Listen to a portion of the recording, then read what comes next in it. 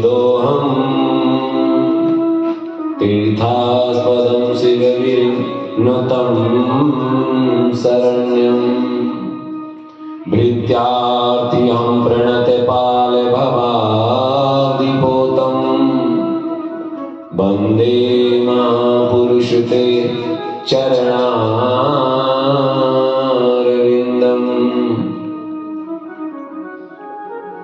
बंसी विभूषितकरा नवनीताभा पीताम्बराधरुणिं फलाधरुष्टम् पूर्णेन्दु सुंदर मुखादरविन्दनेत्रा कृष्णात् परं किमपि तत्त्वमहं न जाने सच्चिदानन्दरूपाय विश्वोत्पत्त्यादिहेतवे तापत्रय विनाशाय श्रीकृष्णाय वयं नमः। कृष्णाय वासुदेवाय हरे परमात्मने प्रणतक्लेशनाशाय गोविन्दाय नमः। जय जय श्री राधारमण जय जय नवल किशोर जय गोपी चित चोर प्रभु जय जय माखन चोर। बोल माँ के प्यारी लाल की जय, राधा रानी सरकार की जय, श्रीमद्भागवत महापुराण की जय, सद्गुरुदेव भगवान की जय, लक्ष्मी नारायण भगवान की जय, शंकर भगवान की जय, बालाजी महाराज की जय, सच्चे दरबार की जय। सर्वप्रथम श्री गणपति जी के चरणों में वंदन करता हूँ, माँ सरस्वती को नमन करता हूँ, श्री वेदव्यास जी महाराज और सुखदेव जी महाराज के चरणों में वंदन करता हूँ, जिनकी कृपा के फलस्वरूप ये पवित्र मोक्षदायी ग्रंथ जन कल्याण के लिए समर्पित हुआ। अपने लाडले सदगुरुदेव श्री 108 निम्बाल कुंज, राधा कृष्ण मंदिर, मोती झील, श्री धाम वृंदावन, श्री महंत श्री संत दास जी महाराज के चरणों में दंडवत प्रणाम करता हूँ। दंडवत प्रणाम मेरे अनुष्ण गुरु श्री कृष्ण चंद्र जी शास्त्री जी ठाकुर जी महाराज के चरणों में।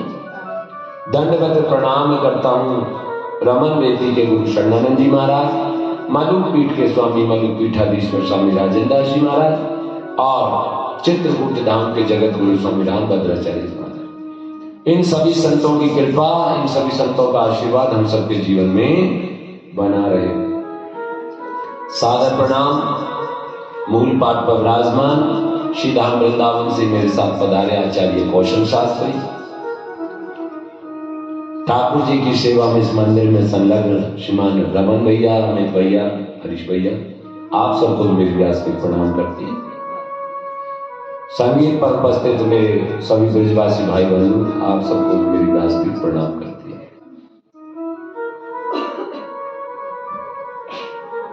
आज की पूजा के मुख्य यजमान श्रीमती संगीता पेटा और श्रीमती भीमा देवी, आपको भी मेरी व्यासपीठ हाथ जोड़कर प्रणाम करती है, शुभ आशीर्वाद देती है। भगवान आपके सभी जरूरत पूरे करें। श्रीमती कुसुम सूद, उनको भी व्यासपीठ से प्रणाम है। ठाकुर जी के परम भक्त महानुभाव मेरी माताएं, बहनें, आप सबको मेरी व्यासपीठ से राम राम सादर प्रणाम। जैसा कि आप जानते कि आज कथा का पंचम दिवस है। कल हमने बड़ी धूमधाम से भगवान का जन्म उत्सव मनाया, बड़ी धूमधाम से आनंद के साथ, और नंदोत्सव में हमने प्रवेश किया। आज हम भगवान की सुंदर सुंदर बाल लीलाओं का श्रवणपान करेंगे। भगवान का नामकरण संस्कार कैसे हुआ, नंदोत्सव कैसे हुआ, भगवान ने पूतना, बकासुर, असुरों का अंत कैसे किया, माखन चोरी की लीला कैसे हुई, मृदा भक्षण की लीला कैसे हुई, और चीरहरण की लीला क्या थी, कालिया मर्दन भगवान ने कैसे किया, और अंत में गोवर्धन की पूजा। बोलो राधे राधे, प्रेम से बोलो राधे राधे। आज सुंदर सुंदर बाल लीलाओं का श्रवण पाठ करेंगे, क्योंकि पहले 3 दिन कथा भक्ति ज्ञान और वैराग्य की चली। अब 4 दिन जो कथा है, जो कल से जो कथा थी, वो भक्ति और प्रेम की कथा थी, जिसमें प्रेम है और भक्ति है, बाकी ज्ञान वैराग्य की कोई पूछ नहीं। वृंदावन में ज्ञानी और वैरागी को कोई पूछता भी नहीं, एक से ज्ञानी लोग है। वृंदावन में पूछे प्रेम की, वृंदावन प्रेम की नगरी है महाराज, और प्रेम की तरह है। भगवान प्रेम के अवतार है, प्रेम अवतार है, करुणा अवतार है। और मेरी जो संस्था है, या जो मेरी भक्ति का प्रचलन है, या मैंने अपने जीवन में जिस भक्ति को अपना है, भक्ति के कई रूप हैं,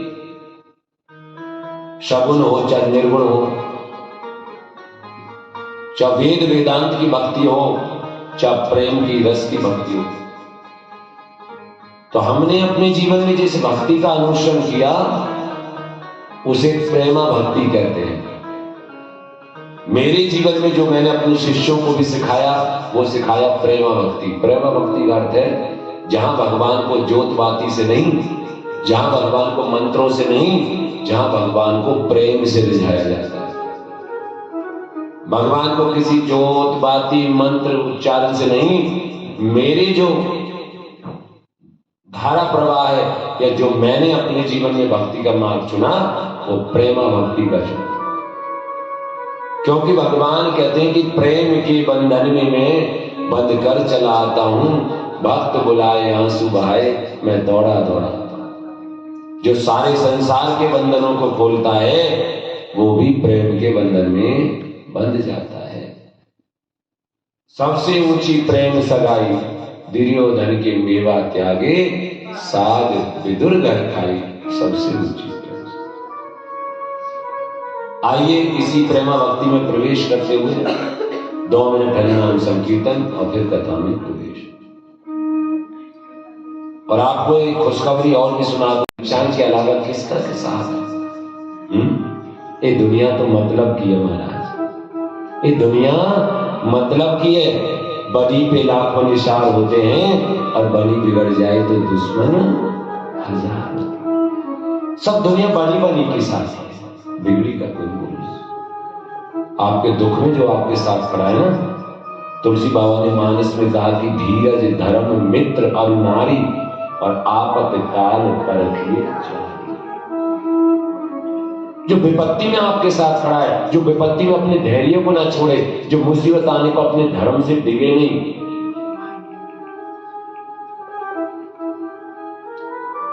जो पत्नी विपत्ति आने पर अपने पति का साथ न छोड़े, और जो मित्र जो मुसीबत में भी साथ करते। इसलिए मैं तो हमेशा कहता हूं, भगवान शंकर निश्चित तौर से ये कहते हैं, कहूं मैं अनुभव अपना,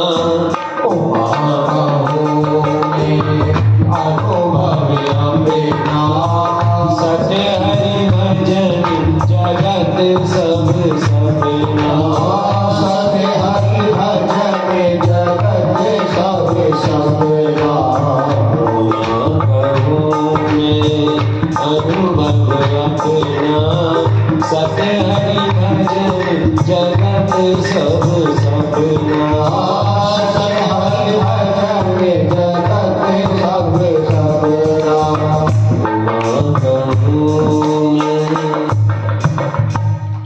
भगवान शंकर अनुभव अपना, और सत्य हरि भजन जगत सब सपना। सत्य केवल क्या है? जो कभी तुम्हारा साथ नहीं छोड़ सकता, वो क्या है? वो केवल भगवान का भजन। क्यों जी? सब तुम्हारा साथ छोड़ जाएंगे मुसीबत में, सब दुनिया मतलब की है, सुख के सब साथी दुख में न कोई, एक नाम तेरा सांचा दूजा।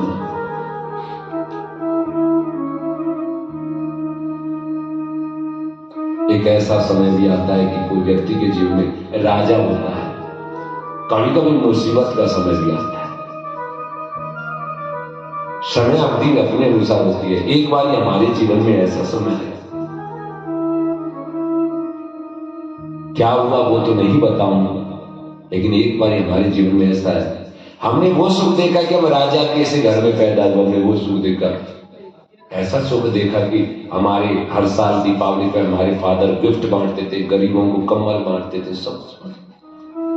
और एक बार ऐसा भी समय आया जब पिताजी को अटैक पड़ा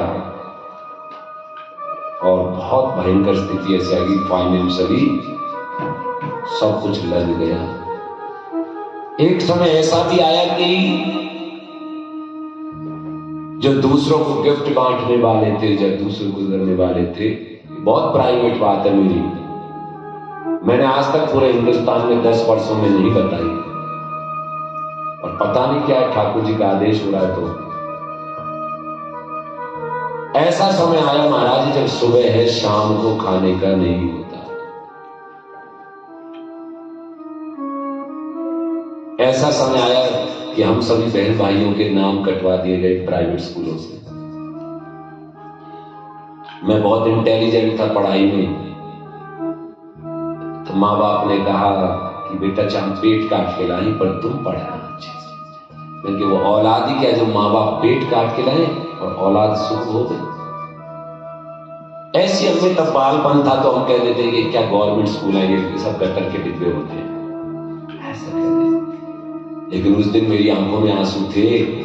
8th क्लास के बाद जब मैं 9th में उसी गवर्नमेंट स्कूल में गया तो मैंने कहा प्रभु आज इसी गवर्नमेंट स्कूल जिसको हम कभी घृणा करते थे इसी में पढ़ना। ऐसा समय आया, हमने एक चीज कह दी कि मतलब हमने रिकॉर्ड बनाया कि हम ऐसा करेंगे, अगर प्रभु की कृपा हम इस गवर्नमेंट स्कूल में जरूर आ गए, लेकिन हम ऐसा रिजल्ट कायम करेंगे कि पूरे डिस्ट्रिक्ट के अंदर हमारे से ऊपर कोई नहीं होगा। हमने उतना ही मेहनत की, प्रयास की, और आपको बताएं उस समय सभी स्कूलों के रिजल्ट डाउन गए और मैं पूरे डिस्ट्रिक्ट का टॉपर बना।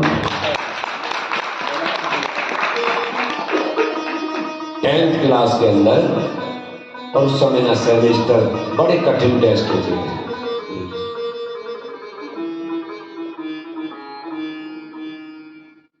कई बार हमारे मित्र थे, सब पैसे वाले थे, करोड़पति थे, अच्छे पैसे वाले मित्र थे, क्योंकि हमारी सोसाइटी भी अच्छी थी। हमारे पास उनको खिलाने को कुछ नहीं थे, जब वो दोस्त हमें खिलाते थे तो हम मना कर देते, भाई हम ये नहीं कहते कि भाई हम नहीं खाएंगे, फिर तुम्हारा खाएंगे तो तुम्हें कैसे खिलाएंगे। मैं हमेशा ही कह देता था भैया मेरी डॉक्टर ने मना कर, प्लीज मैं नहीं खा सकता। हमारे घर में कोई आ जाता हम उसको चुपड़ी देते और जूस पिलाते, कुछ भी खिलाते, लेकिन वो कहते आप हमारे साथ खाइए। मैंने कहा बाद में खाएंगे, पीछे कोने में जाके सूखी खा लेते।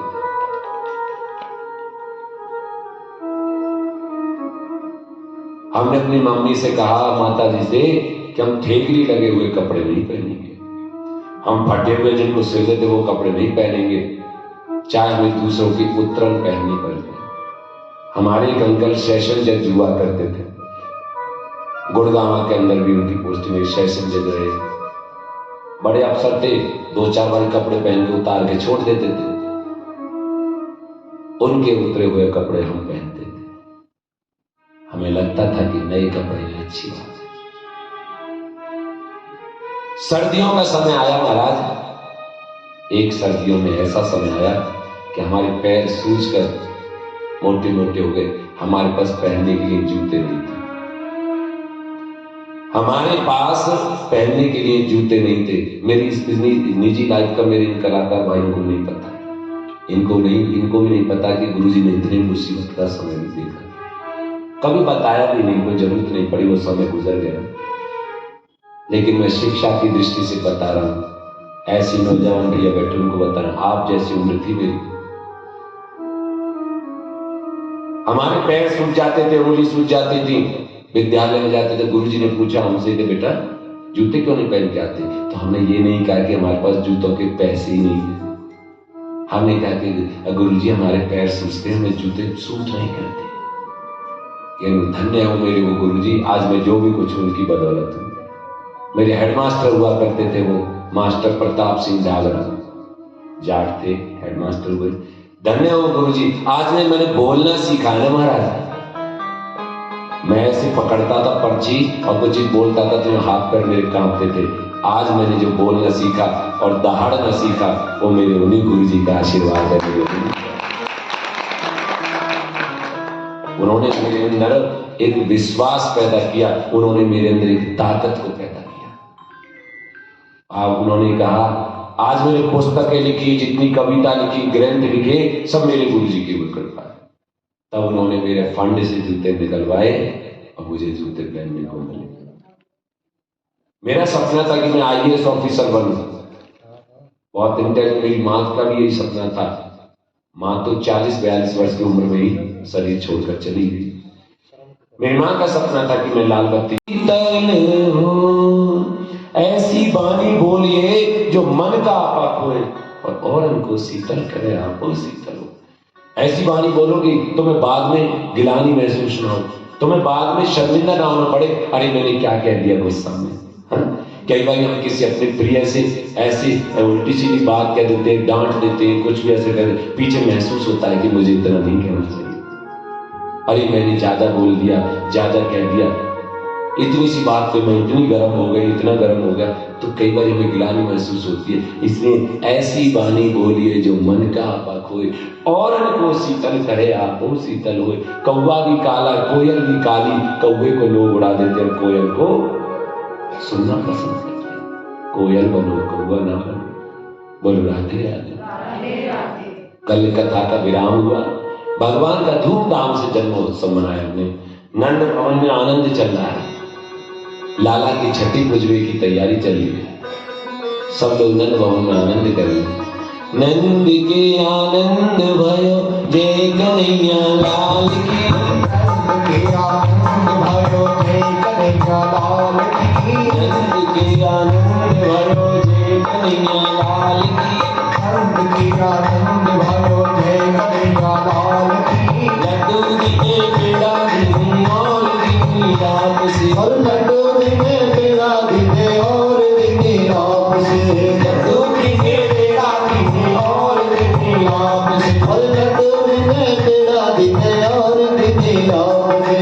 नंद के आनंद भयो जय कन्हैया लाल की, नंद के आनंद भयो जय कन्हैया लाल की, नंद के आनंद भयो जय कन्हैया लाल की, नंद के आनंद भयो जय कन्हैया लाल की, नंद के आनंद भयो जय कन्हैया लाल की, नंद के आनंद भयो जय कन्हैया लाल की। हाथी दिने घोड़ा दिने और दिने पाल की, अरे हाथी दिने घोड़ा दिने और दिने पाल की, हाथी दिने घोड़ा दिने और दिने पाल की, अरे हाथी दिने घोड़ा दिने और दिने पाल की।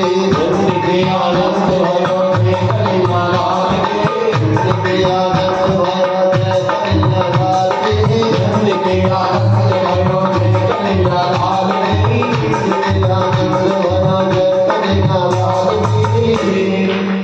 महाराज करो इस माइक को, आवाज खराब है। नंद के आनंद भयो, हाँ ठीक ठीक करो ऐसे।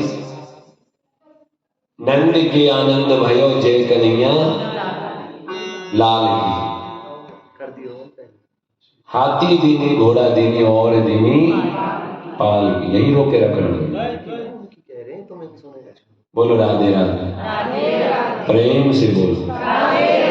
नंद बाबा ने कहा कि भैया तुम लाला की छठी पूजवी की तैयारी करो। आपके यहाँ छठी पूजती है? नहीं पूजती? छठी पूजती है जब लाला होता है ना, छठी। जैसे अभी भगवान श्री कृष्ण की छठी मनाई गई, राधा रानी की छठी मनाई गई, छठवें दिन छठी पूजती है। फिर सतिये रखी जाती है, फिर नामकरण संस्कार होता है। तो लाला की छठी पूजवे की तैयारी चल रही थी महाराज, और लाला की छठी पूजवे की तैयारी चल रही। नंद बाबा बोले कि भैया तुम अपने कर्तव्य निभाओ और मैं अपना कर्तव्य निभाऊं। हमें राजा के कर का भुगतान भी करके आना है, इसलिए हम मथुरा में राजा के कर का भुगतान करके। नंद बाबा मथुरा को चले गए और राजा के कर का, कंस के कर का भुगतान करके सोचा कि जब मैं मथुरा आया ही हूं तो मैं अपने बच्चे के लिए खेल खिलौना लेकर जाऊं। जब मैं मथुरा आया ही हूं तो मैं अपने बच्चे के लिए खेल खिलौना, जैसे नंद बाबा बाजार में गए बच्चे के लिए खेल खिलौना ले, तो नंद बाबा की भेंट वसुदेव जी के साथ हो गई। अच्छा, नंद बाबा वसुदेव मित्र है। वसुदेव को कंस ने कुछ समय के लिए छोड़ दिया था, तो नंद बाबा और वसुदेव जी की भेंट हुई। नंद बाबा बोले, अच्छा, एक सच्चा मित्र जब दूसरे मित्र से मिलता है ना तो अपने दुख को छिपाकर उसकी खुशी में शामिल होता है, और एक सच्चा मित्र वो भी होता है जो अपनी खुशी को छिपाकर अपने मित्र के दुख में शामिल होता है। आज नंद बाबा वसुदेव से मिले तो दुखी हो रहे हैं और वसुदेव जी से कह रहे हैं, अहो ते देवकी पुत्र कंसेन बेतो हता, एका वसिष्ठा वरजा कन्या सा अपि दिवं गता। अहो ते देवकी पुत्रा कंसुन व्यर्थ होता। अरे भैया वसुदेव जी, देवकी के जो भी पुत्र हुए, जो भी संतान हुई, कंस ने उनको सबको मार दिया। एक कन्या हुई और वो भी सा अपि दिवंगता, वो भी आकाश में अंतर्ध्यान हो गई। मुझे इस बात का बड़ा दुख है, मुझे इस बात का बड़ा दुख है। बोले वसुदेव जी महाराज, चौरे नंद बाबा, एक बात बता, एक मुझे बात बता, क्या तुम्हारो लाला हमारो लाला ना है? क्या तुम्हारो लाला हमारो लाला ना है? अरे तुम्हारो लाला भी तो हमारो ही लाला है, तो दुख क्यों कर रहे हो? लेकिन एक बात बताओ, अब तुम यहाँ पर रुको मत, खेल खिलौना का चक्कर छोड़ो और तुम यहाँ रुको मत। क्यों? क्योंकि हमारी विद्या ऐसी कह रही है कि गोकुल में संकट आने वाला, गोकुल में कोई संकट आने वाला, ऐसे हमारी विद्या कह रही है।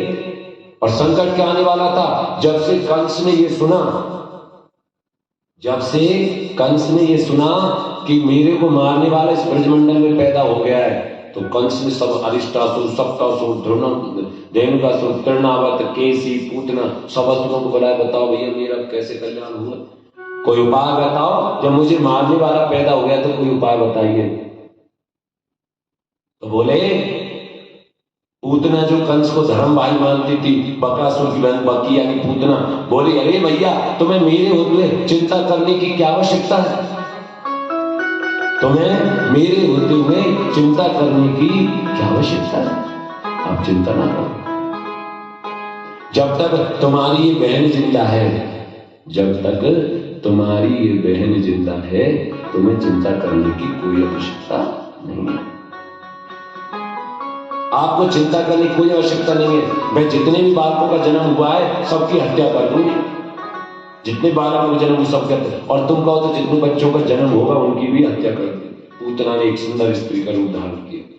आहा, ऐसी सुंदर मानो लक्ष्मी जैसी सुंदर स्त्री, और खिलौना बेचने वाली बनी, अपनी छाती से जहर लगाकर, और गांव-गांव जाती, जहां भी पालने में बच्चे को, नवजात शिशु को देखती, उसको उठाकर अपनी छाती से लगाते उसकी मृत्यु कर देती। और ऐसा करते करते पूतना कहां पहुंच गई? गोकुल में। चौरे भैया वहां पंडितानी बन के गई, बोली, चो भैया एक बात बताओ कि नंद बाबा को भवन कहाँ है? अरे बाबा को भवन नहीं पता? अरे जहां पे ढोल नगाड़े बज रहे, घी के लोना, माखन के लोना लुटाए जा रहे, वही तो नंद भवन, सब लोग बधाई देने को जा रहे हैं।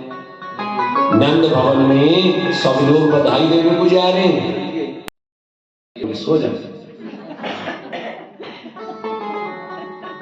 लेकिन भगवान तो ऐसे सोते नहीं है। भगवान जब तक लोरी नहीं सुनते ना, जब तक सोते नहीं। आज मैं तुम्हें ठाकुर जी की सेवा भी बता रहा हूं साथ में कि कैसी सेवा करनी। सो जा, सो जा,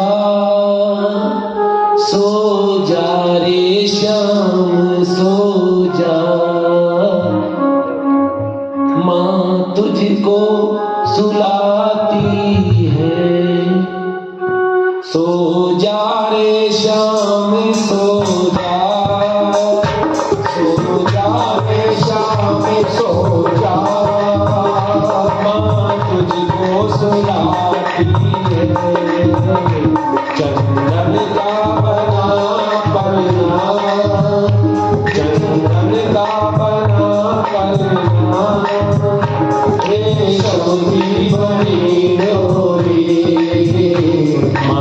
उसको झलाती है। सो जा रे श्याम सो जा, माँ तुझको सुलाती है। चंदन का बना बनना, रेशम की बनी डोरी, माँ उसको जलाई है। सो जा रे श्याम सो जा, माँ तुझको सुलाती है। चांदी का बना पलना, रेशम की बनी डोरी, माँ उसको जलाती है। सो जा रे श्याम सो जा।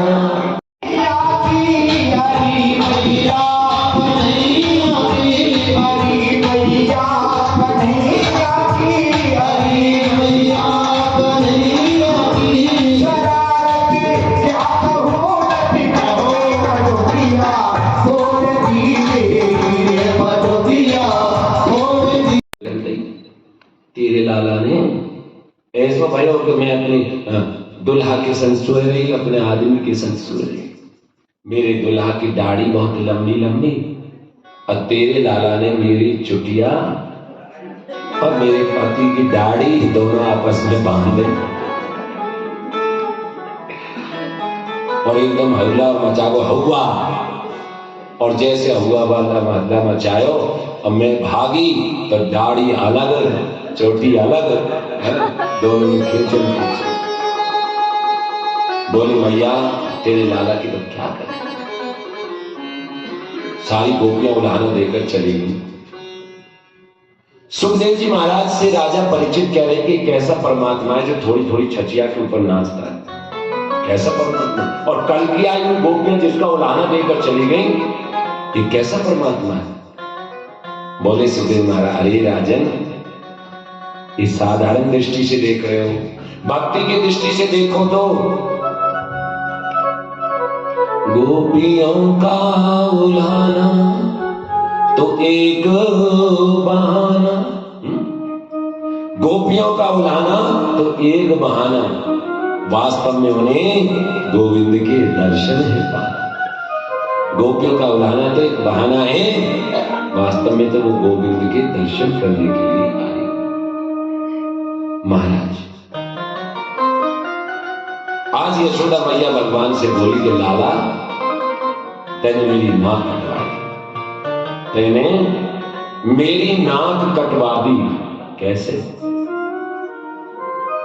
ये कल की आई गोपियां तू नंद को, ब्रज के राजा को लाला है तू, नंद को लाला।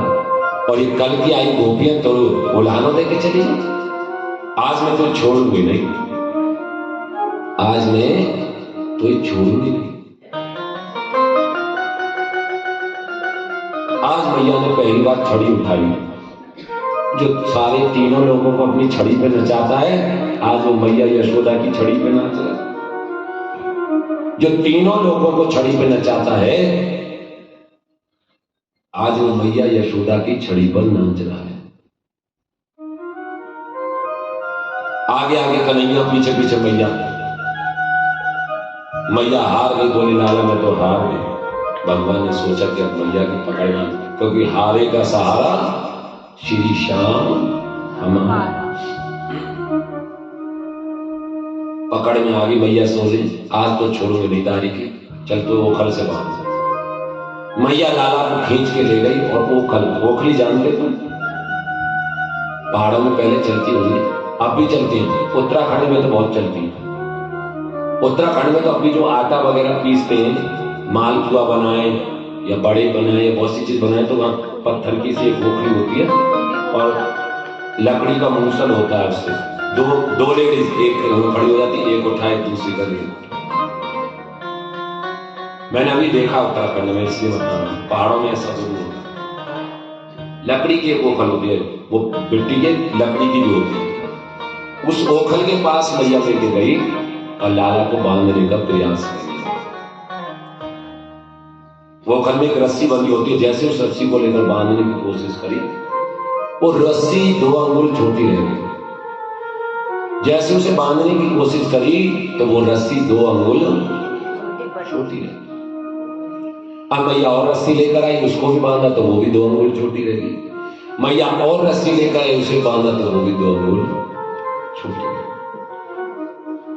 ऐसा करते करते महाराज मैया ने सोची मेरा लाला तो इतना मोटा भी नहीं था, मेरा लाला इतना मोटा भी नहीं था, इसकी रस्सी इतनी बांधी। ये 2 अंगुल का अंतर है भक्त और भगवान के बीच में। भक्त और भगवान के बीच में ज्यादा अंतर नहीं है, ये 2 अंगुल का अंतर है। जब भक्त सच्चे मन से समर्पित होकर और अपने आप को प्रभु को सौंप देता है, अब सौंप दिया इस जीवन का सब भार तुम्हारे हाथों में है, जीत तुम्हारे हाथों में है, हार तुम्हारे हाथों में। जब सच्चे मन से समर्पित होकर भगवान सौंप देता है तो ये 2 अंगुल का अंतर समाप्त हो जाता है और भक्त और भगवान का मिलन हो जाता है, भक्त भगवान के संपर्क हो जाता है। बोलो राधे राधे। मिसिस चमेल आज लेट हो गए। भोजन आपका बहुत अच्छा था, इनके लिए जोरदार ताली। और आज मेरी बीच में तो थोड़ी आवाज नहीं खुल पा रही ना, इनके जो दही बल्ले खाए ना उसकी वजह से। ऐसी चीज मैं खाता नहीं हूं, लेकिन इनके दही बल्ले बड़े स्वादिष्ट थे, इनके लिए जोरदार ताली। वो दही मेरे गले को पकड़ी बैठी है। तो महाराज अब 2 दिन है, कहीं ज्यादा भटको मत। कल षष्ठम दिवस है और परसों पूर्णाहुति है, अंतिम दिवस की कथा भंडारा है। कल कुछ जिम्मेदारियां आपको सौंपूंगा और गुरु जी का व्यासपीठ से जो भी आदेश हो सच्चे मन से, जोर जबरदस्ती नहीं। कल मैं सबकी पुकार करूंगा और जो जिम्मेदारी जिसको सौंपूंगा सच्चे मन से उसको स्वीकार करना अपने अपने समर्थ के अनुसार। दूसरी एक और चीज है, मैंने आपको बताया कि कथा की पूर्णता तब होती है, कथा के दिन केवल बचे हैं कितने? 2। कथा के 2 दिन बचे हैं और कथा की आवश्यकताएं भी बहुत सारी शेष हैं। आप जानते हो भागवत का अनुष्ठान अगर विशेष रूप से कोई करे और अगर अपने परिवार में प्राइवेट करे ना तो उसका कई गुना खर्चा होता है, क्योंकि उसको प्राइवेट में बहुत लेन देन, सबसे बड़ा लेन देन का होता है, रिश्तेदार, बहन बेटी, ये वो सब। हमारे अनुसार तो गरीब हो चाहे अमीर हो, हमने बता अपना शुल्क हमने कभी फिक्स नहीं किया ही नहीं, लेकिन गरीब हो अमीर हो हमारे अनुसार तो 1 लाख में पूरी भागवत फारिग हो जाती है। 1 लाख में पूरी भागवत हमारी। अब अपने लिए वो कितना ही खर्चा करे, अपने स्टेटस के लिए वो कितना ही खर्चा करे, जबकि यहाँ पहाड़ों में मैंने देखा है, पहाड़ों में जितनी भी भागवत हुई है, मैंने जितने भी जजमानों का बजट पूछा है, अभी जुब्बल क्षेत्र में 2-3 भागवत हुई, मुगाग्टा में, धार में, रोहतांग में, तो उनमें हुई, बड़े नेता थे उन्होंने कराई रोहतांग में। तो सब भागवत का जो बजट था वो 12 से 15 लाख, 13 लाख, 14 लाख। और मेरी जितनी भागवत हुई है, 3 भागवत हुई है, मेरी भागवत का बजट बहन जी से पूछिए, लास्ट फाइनल 2 लाख, संपूर्ण भागवत फारिग हो गई महाराज। इसीलिए मैंने पूरे हिमाचल में घोषणा भी कर दिया, केवल बजट की वजह से कोई भागवत में पीछे मत हटना, क्योंकि कई ऐसे लोग हैं कि जिनको अपनी वार्षिकी, जिनका कोई मर जाता है घर में, तो बहुत से लोग तो उनकी श्रद्धांजलि में वार्षिक कथा कराते हैं। बहुत से वार्षिक न कराए तो चतुर्वार्षिकी तो कराते ही कराते। 4 वर्ष में ऐसा नियम है कि उनके कथा चतुर्वर्ष में जो मरा है उसकी भागवत होनी चाहिए।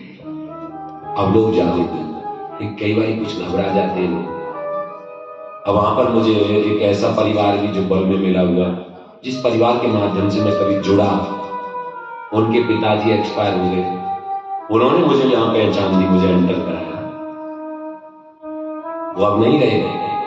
तो मैंने उनके परिवार को कहा कि उनकी श्रद्धांजलि में आप केवल व्यवस्था करना, उनकी श्रद्धांजलि में मैं निःशुल्क भागवत करके जाऊंगा।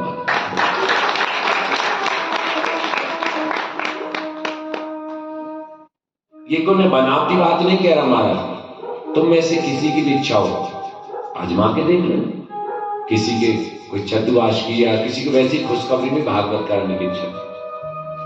ये जो एक दो कथाओं के संकल्प भी छूटे, उनकी चर्चा नहीं हुई, रेट लिस्ट किसी बजट की, उन्होंने ये नहीं पूछा गुरु जी क्या लगेगा, कितना लगेगा, उन्होंने मुझसे कुछ नहीं पूछा, ना मैं उन्होंने पूछा ना मैंने बताया,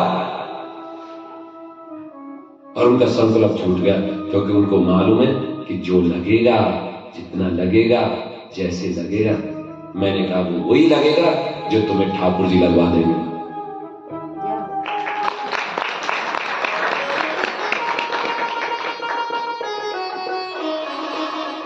जितना लगेगा और जो लगेगा। ये पीड़ी माता पे जो कथा हुई थी वो इन्हीं के गांव में हुई थी, रामपुरी में, रामपुरी से स्वाति बराटा, इनके लिए भी जोरदार तालियां।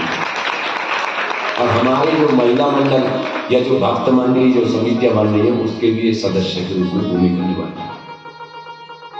तो कहने का मेरा तात्पर्य है कि कुछ लोग तो कह देते बताते 1 रुपया है, और जब कथा शुरू हो जाती है तो आगे देखा 10 रुपया लगा देते हैं। आपने ऐसे बहुत से केस देखे हैं कि जब कथा होती है ना तो बता देते बस इतने में कर जाएंगे, फिर आप लोग भी कान पकड़ लेते हैं, महाराज उंगली पकड़ी थी पहुंचा पकड़ लिया, कई बार ऐसे केस आ जाते हैं। लेकिन महाराज आप ऐसी पहली बार परिकल्पना करोगे कि महाराज जी ने 2 रुपया बताया था और ये काम तो 1.5 रुपया में ही हो गया। महाराज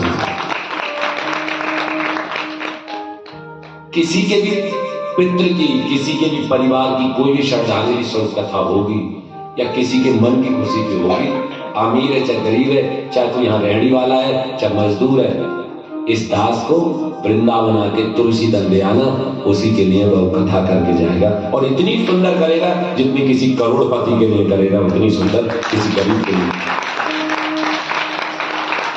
केवल धन कमाना मेरा उद्देश्य नहीं है, मेरा उद्देश्य है घर घर में गोविंद को लाना, घर घर में गोपाल को लाना। घर घर तुलसी ठाकुर सेवा, घर घर तुलसी ठाकुर सेवा, भोजन दूध दही को आलीरी मोहे लागे वृंदावनी को। मेरा उद्देश्य है कि घर घर तुलसी और घर घर ठाकुर सेवा, भक्ति की ज्योत है। और आज एक बात और कह देता हूं, तुम समझेंगे कि तो बनावटी बात करने वाला है।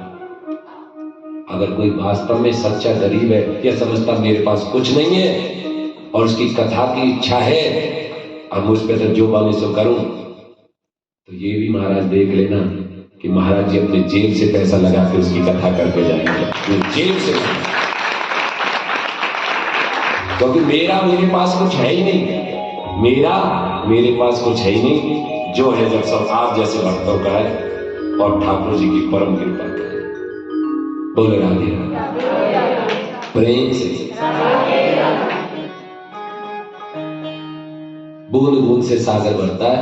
मैं इसीलिए कहने जा रहा था कि मुझे इतने बजट मत बनाना कि मैं गठरी बांध के ले लूं, लेकिन इतना सहयोग इस कथा में सब करो। इसलिए ना करो कि महाराज कथा सफल हो, इसलिए करो कि तुम कथा सुन रहे हैं तुम्हें भी वही फल मिले जो तुम्हारे घर में कथा बिठाने में मिलता, वो इस पितृ भागवत का फल मिलता। और जिसको जैसा ठाकुर जी ने दिया है समर्थ के अनुसार, मैंने बताया ना, कोई ऐसा भी सरप्राइज दे दो, रिकॉर्ड ऐसा भी रिकॉर्ड तोड़ दो, ऐसा भी सरप्राइज दे दो कि जितना अब तक दाना है सबसे ऊपर हो जाए। अच्छी चीज की होड़ करो, अच्छी चीज की। मेरे कहने तक दान आप इसलिए ना करो कि महाराज जी को या कथा को सफल बना, इसलिए करना है आपको ताकि ये आयोजन के साथ साथ आपका श्राद्ध पक्ष में जो पितृ भागवत में आप जुड़े हो उसका भाग आपके पितृ और देवताओं को पहुंच जाए और आपको लगे कि हम इसमें शामिल हैं। इसलिए से छोटे से छोटा मजदूर है, अगर आप बाहर से यूपी वालों से कह रहा हूं, आप ये मत सोचिए कि हम तो यूपी वाले हुए, हमें महाराज जी के हमें कुछ ना देना। अगर तुम पे थोड़ा भी है ना, तुम रेहड़ी भी लगाते हो तो तुम्हारे 500 भी मेरे लिए 5000 के बराबर है महाराज। आप अपने भाव श्रीमान राजेंद्र सूद जी ने इस भागवत कथा में 5100 रुपये 51 रुपये दान समर्पित किया। उनके लिए जोरदार जो भी यहाँ पर उपस्थित रहे तो आशीर्वाद देंगे, नहीं है तो उनके लिए जोरदार ताने बजाएं। एनडी शर्मा या एचडी शर्मा? एचडी शर्मा, इन्होंने श्रीमान एचडी शर्मा इन्होंने 1100 रुपये इस भागवत कथा में दान समर्पित किया। उनके लिए श्री रवि शूद आते जाइए जिनका भी मत योग्यदान मिलता।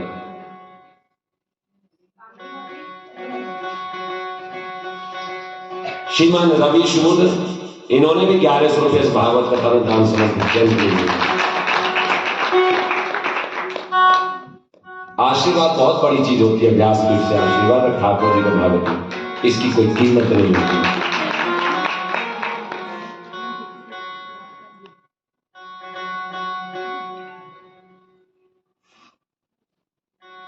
रवि शूद, जोरदार ताली।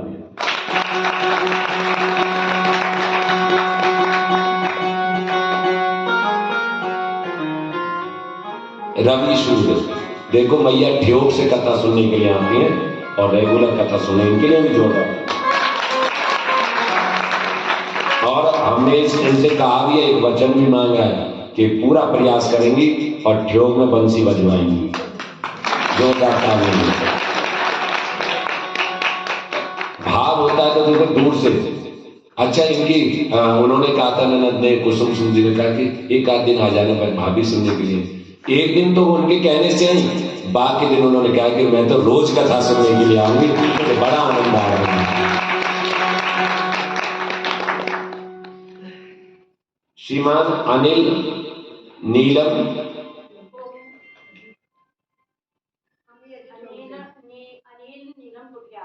कुठियाला, अनिल नीलम कुठियाला से, उनके लिए भी जोरदार ताली है।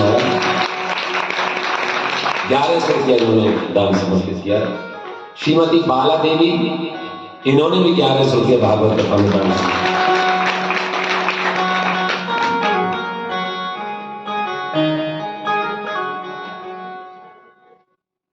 श्रीमती ललिता गुप्ता इन्होंने भी 1100 रुपये इस भागवत कथा में दान समर्पित किया। इनके लिए भी जोरदार ताली।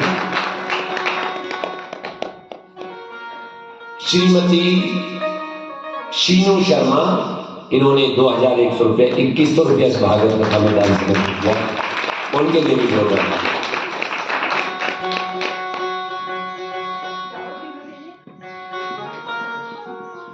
अच्छा भैया एक चीज और कहूं, जाए या कथा में आनंद कतई ना आए हो ना, वो 1 रुपया भी दान मत करिए, बाकी छूट है।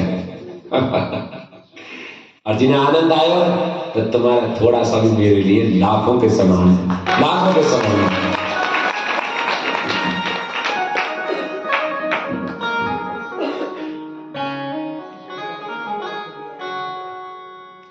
शीनू शर्मा जोरदार ताली बढ़िया। श्रीमती पूनम थापा इनके लिए भी जोरदार तालियां। इन्होंने भी 2100 रुपया 2100 रुपये भागवत कथा में दान समर्पित किया।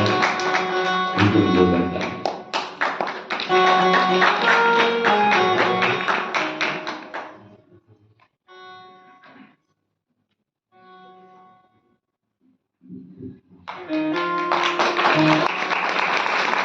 और मेरे साथ से थापा तो इनकी जन्मभूमि जरूर नेपाल होगी। हाँ, नेपाल से बिलोंग करते हो? चंबा। अरे चंबा बहुत मैंने सुना है, बहुत सुंदर जिला है, बहुत सुंदर है। कोई कथा कोई करा ना करा, घूमने जरूर बुला लेना दास को। मैं फिल्मों में गानों में चंबा को मैंने बहुत सुना है, मन बहुत है कि चंबा को देखूं महाराज। चलो प्रभु कृपा होगी। पहले मुझे वैसे ही बुला ले ठाकुर जी, बंसी तो जब बजेगी बजेगी। चंबा मैंने बड़ा सुना है, वास्तव में क्या सुंदर जिला है जी चंबा। हाँ सुंदर स्थान। चलो प्रभु से प्रार्थना, जोरदार ताली मारो। श्रीमती सविता शर्मा, इन्होंने भी 1100 रुपये भागवत कथा में दान समर्पित किया, इनके लिए भी जोड़ा।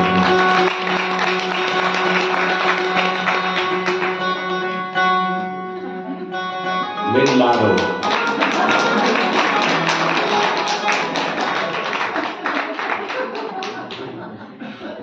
ये तुम सबसे ज्यादा लाडली हो गई मुझे, सबसे आगे बैठती सुनती है क्या बात है, लेकिन गौर करती है, उत्तर तो देती है। जोरदार ताली उनके लिए। और श्रीमती मनीता धीमान नोटा से 510 रुपया इन्होंने दान समर्पित किया, इनके लिए जोरदार ताली। जो भी यहाँ उपस्थित है आ जाए। तो श्रीमती राधा देवी धीमान, इन्होंने भी 1100 रुपया भागवत कथा में दान समर्पित किया, इनके लिए भी जोड़ा।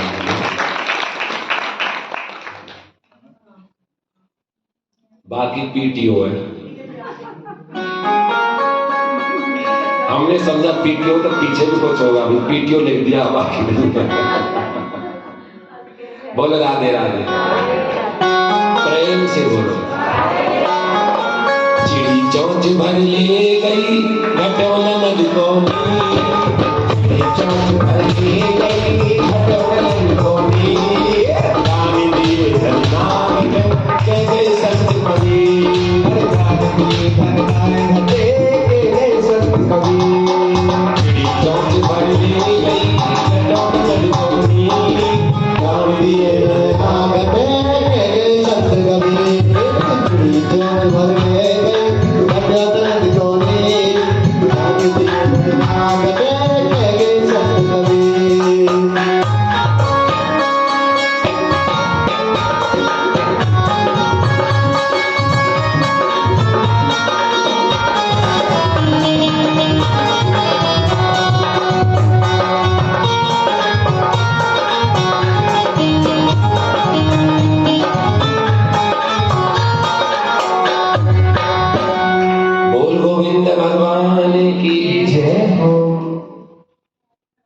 मैया गलों भी तू ही साफ करवाएगी मेरे, दही बल्ले तेरो खाओ तो गलों भी तू ही साफ करवाएगी। आज बैठी गले पे कथा है रही है, खड़ो भी ठीक करके जाएंगे। अब तू सोच ले, शहद अदरक जो चटाए ना चटाया दीजिए। किसी ने मुझे कल उपाय बताया कि गुरु जी आपका गला सदा सही रहेगा। 2 चीजें उसने बताई थी, एक तो अदरक और शहद, और एक चीज और बता रही थी।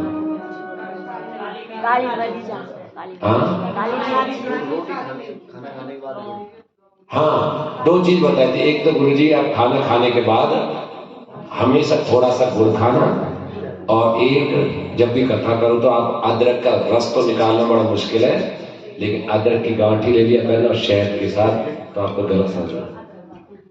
अब आज का गुड़ और अदरक शहद जो भी तेरे जिम्मे है बहुत सरल है महाराज, मैंने इतनी सरल स्त्री कोई देखी नहीं, इतनी सरल। एक मैया वो जो जज की माँ है, एक मैया ये जिसका बेटा सेशन हाई कोर्ट में जज है, संदीप जी की माता जी। कल इन्होंने 5100 रुपया दिए मेरे लिए, 51,000 के बराबर। एक मैया वो सरल सम्मानित, और एक मैया मिसिज चमेल।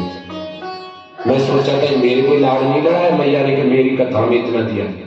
ये मैया ऐसी कि प्रभु के काम में हर जगह अग्रसर रहती है। जानते हो, एक चीज मैं बताऊं कि जिनको जो जीवन मिला हुआ है ना, ये दूसरा जीवन है, और वो दूसरा जीवन केवल गोविंद ने इनको दिया है, इसलिए जो भी कार्य करते गोविंद को करते हैं। वरना महाराज 600 फीट नीचे आकर दोनों पति पत्नी का और फिर बच जाना, ये सब मेरे गोविंद की कृपा है। इसलिए उन्होंने जीवन भी प्रभु के नाम पर, इसलिए कहते हैं कि प्रभु तेरा जीवन है, जो करना है सब तेरे लिए करना है, वरना कितने जोर के चले जाओ। इन दोनों मेरी माताओं के लिए, हाँ दोनों मेरी माताओं के लिए जोरदार तालियां। अब मेरी माता हो गई ना, तो जो भी मेरे यहाँ पर शिष्य वर्ग हैं, जो शिष्य हैं या बने हुए बनेंगे, उनके लिए ये दादी हो गई उनकी। हाँ तुम्हारी हो गई दादी। ठीक है, जोरदार तालियां। बोल गोविंद भगवान की। महाराज ओखर से जब मैया बांधने लगी और हार मान ली, के जैसे ही मैया ने हार मानी तो मैंने बताया 2 अंगुल का अंतर समाप्त हो गया और भगवान मैया के प्रेम के बंधन में बंध गए। मैया ओखर से बांध कर चली गई। भगवान ने ओखर को धीरे धीरे धीरे खींचा। 2 यमलार्जुन के पेड़ खड़े हुए थे। 2 यमलार्जुन पेड़ खड़े थे। उन दोनों पेड़ों के बीच में इसको फंसाया। दोनों पेड़ों के बीच में फंसाया और एक ही झटके में दोनों पेड़ धड़ाम से गिरा दिए और दोनों पेड़ों से 2 देवता चतुर्भुज रूप में प्रकट हो गए। भगवान के आगे हाथ जोड़कर खड़े हो गए कि हे प्रभु, आज आपके कारण हमारा उद्धार हो गया। आज आपके कारण हमारा उद्धार हो गया। इसलिए कि तुम कौन हो? क्या देवताओं के पोषक कुबेर जी के पुत्र हैं? एक बार हम नदी में बेहयाई से नग्न होकर स्नान कर रहे थे अप्सराओं के साथ। देवर्षि नारद वहां से जा रहे थे। देवर्षि नारद को क्रोध आया कि देवता होकर और ऐसी बेहयाई, मैं तुम्हें श्राप देता हूं कि तुम नग्न पेड़ की भांति सदा ऐसे खड़े रहो। चरणों में गिर पड़े, क्षमा याचना की। संत हृदय नवनीत समान। जो संत का हृदय है वो माखन के समान होता है, नवनीत समान। दया आ गई देवर्षि नारद और कहा कि जब भगवान द्वापर युग में कृष्ण अवतार में आएंगे तो तुम्हारा उद्धार होगा। इस प्रकार हे प्रभु, आज इस द्वापर युग में आकर आपने हमारा उद्धार कर दिया। हम तुम्हारे चरणों में नमन करते हैं। देवता अपने धाम को चले गए। मैया यशोदा ने जैसे पेड़ों के गिरने की आवाज सुनी, दौड़ी दौड़ी आई, दोनों पेड़ों के बीच में अपने बच्चे को पाया तो मैया यशोदा घबरा गई, गोदी में उठाया कि आज के बाद मैं अपने लाला को कभी अकेला नहीं छोड़। सारी घटना नंद बाबा को बताई। नंद बाबा बोले अब नहीं रहेंगे गोकुल में। अरे हमारे लाला पे जब बुढ़ापे में बड़े जतन से लाला को पाए और हमारे लाला को जब से जन्म भयो तब से संकट ही संकट आए और हमारे कारण हमारे गांव पे भी संकट आता है। हम अपनी वजह से गांव को मुसीबत में नहीं डालना चाहते, इसलिए हम अपने लाला को लेकर कहीं और चले जाते। पंचायत करी। बोले बाबा जब तुम ही ना रहोगे तो हम गोकुल वाले क्या करेंगे? अरे जब हमारे राजा ही ना रहेंगे तो हम रह के क्या करेंगे? हम भी जाएंगे। नंद बाबा के भाई उपनंद घनानंद बोले कि यहां से कुछ ही दूरी पर मथुरा के पास एक बहुत सुंदर स्थान है जिसका नाम है वृंदावन। क्या नाम है? वृंदावन। जहां कंस का प्रभाव कौन चले। सब लोग अपनी बैलगाड़ी में खड़े हुए, चालू हुए और सब वृंदावन को जाने लगे। आइए कुछ पंक्तियों में तुम्हारी भी वृंदावन की यात्रा कराते। मन चले रे वृंदावन धाम। अच्छा देखो, उसमें कली आएंगे ना, पहले ही समझा दूं। एक कली में होता है कि अक्षय तीज पर दर्शन पाएंगे, यानी भगवान बांके बिहारी के केवल अक्षय तीज यानी अक्षय तृतीया को ही केवल चरण दर्शन। पूरे साल में बांके बिहारी के केवल एक दिन चरण के दर्शन होते हैं। किस दिन? अक्षय तृतीया। और पूरे साल में ही एक दिन मंगला होती है, केवल मंगला आरती केवल बांके बिहारी में एक ही दिन होती है, जन्माष्टमी।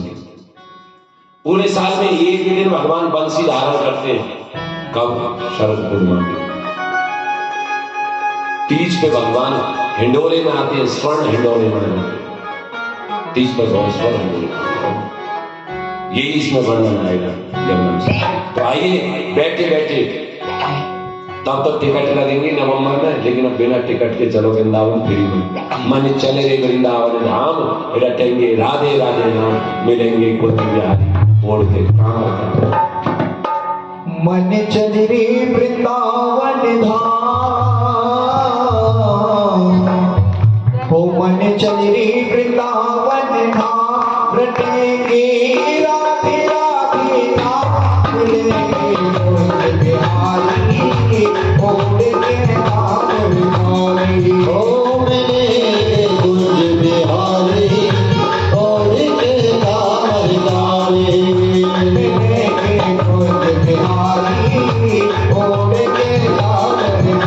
चलो रे मन श्री वृंदावन धाम, चलो रे मन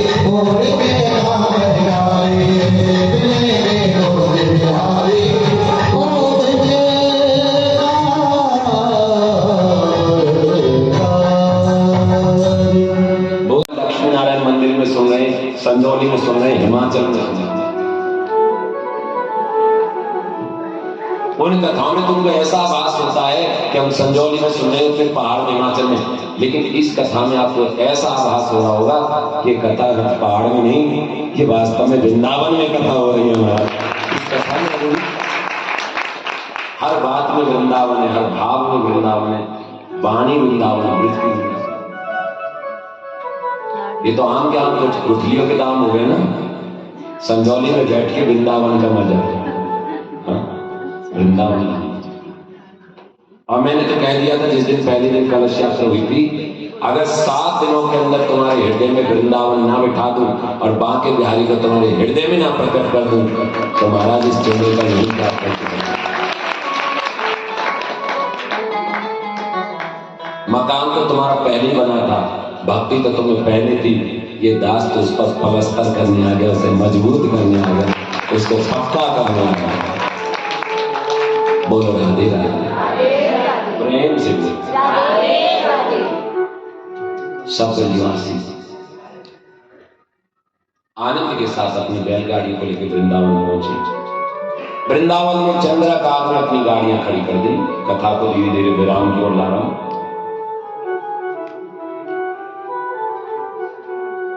कई बार इतना विलंब हो जाता है मिलने मिलाने जाने वालों का। अब कोई आ जाता मेरे कक्ष में तो फिर उसको मैं मना नहीं करता। कथा अक्सर आज मैं 2:30 बजे समय से 2:20 तक मैं लोगों से मिल रहा था। 10 मिनट में मैंने स्नान किया बहुत जल्दी जल्दी और फिर स्नान करके जल्दी सी वस्त्र इत्यादि पहन के निकल के आए। मैया सेब लेकर आई, गोरखा को एक साथ लेकर एक सेब की पेटी लेके आई मैया। मैंने पूछा मैया ने, गुरुजी मेरी सेब की पेटी ले लेंगे नहीं लेंगे? मैंने कहा महाराज गुरुजी तो बाद में ले लेंगे, अभी तो टीम बहुत बैठी है हमारा। कह रहे गुरुजी सीजन में जा रहे हो, शिमला से जाएं लोग कहेंगे बड़ी लानत है, शिमला में कथा करके आज तुम्हें सेब नहीं मिले? मैंने कहा बेटा यहाँ सेब की कमी नहीं है। और जुब्बल से फोन आ रहे हैं, रोड से फोन आ रहे हैं, खड़ा पत्थर से अगर गाड़ी उधर घुमा दी तो उधर से पिकअप भर के आने होना है। हमने कहा पिकअप के हम पे टाइम नहीं है। रही बात सेब, सेब तो यहाँ से संजौली से भी वृंदावन तक पहुंच जाएगा। बोलो राधे पहुंचेगा कि नहीं पहुंचेगा? बोले राधे राधे, प्रेम से बोले। आपने मुझे ऐसे ऐसे फल खिला दिए, मैंने खड़ा पत्थर पे ऐसे ऐसे फल खाए जुब्बल क्षेत्र में, पहाड़ी पर जिनका ब्रून, चुल्लू चुल्लू चुल्लू का बोलते हैं, खुरमानी और पलम, नाशपाती, आड़ू, महाराज कई ऐसी फल जिनके नाम नहीं पा रहा मुझे। और पीले पीले अखरोट, वो चीवा से लाई थी छाछटा जी, और बहुत सारे। मतलब कहने का तात्पर्य ये कि कम से कम 10 तरह के आपने ऐसे फल खिलाए जो हमने नीचे देखे ही नहीं है। अच्छा, जिस समय मेरी पीढ़ी माता पे कथा हो रही थी उस समय सीजन नहीं था और लगभग सबके दिसंबर जनवरी तक सेब खत्म हो जाते हैं। अप्रैल मार्च तक तो उसको बचता ही नहीं है। धन्य हो महाराज जुब्बल क्षेत्र के वो भगत और खड़ा पत्थर रोड के वो भगत, जिस समय सेब का कहीं नामो निशान नहीं था, मैंने जो फल की इच्छा करी मुझे वो फल मिला महाराज।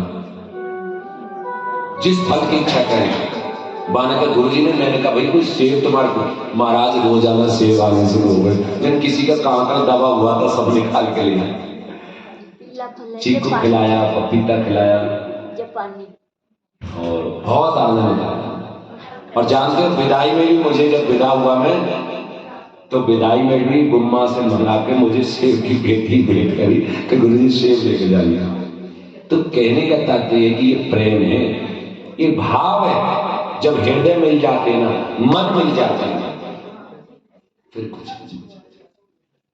मन की बात। बड़ाल पंचायत की प्रधान थी, एक्स प्रधान, उनको गुरुजी लास्ट के दिन कथा विराम होगी, बोली गुरुजी मेरे जीवन में किसी चीज की कमी नहीं है, बस मेरे जीवन में गुरु की कमी है। कथा विराम हुई जाते जाते कि गुरु जी एक ही कमी है, मुझे भी अपनी शरण में ले लो। और उस प्रधान ने लास्ट के दिन में गुरु की शरणागति कर ली कि मैं अब पूरी होकर जा रही हूँ, अधूरी थी अब पूरी होकर। बड़ी चंचल है महाराज, वो कथा में आती तो तुम्हें बड़ी हंसाती रहती है, बड़ी चंचल, थोड़ा दूर पड़ जाता बड़ा हाल से मौसम के साथ। बोल राधे राधे। ये प्रेम है महाराज, वो पहाड़ों से कुछ नहीं होता। फल फ्रूट देने से तुम्हारी खेत की फसल संतों को खिला दी तो क्या हो गया? ये तो संतों के नाम से तो वैसी बरकत होगी, लेकिन बात उसकी नहीं है, बात नीयत की है, बात प्रेम की है, बात भाव की।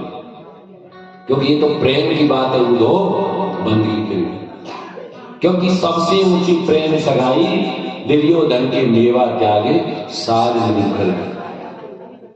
आज मेरी भैया है ना, जज साहब की मां, आज स्पेशल मैं देख रहा था मैया आज मेरे लिए क्या लाई, तो मैंने देखा कि इतने दिन से मुझे ड्राई फ्रूट किसी ने नहीं खिलाया, और मैया मेरे आज ड्राई फ्रूट लेकर आई।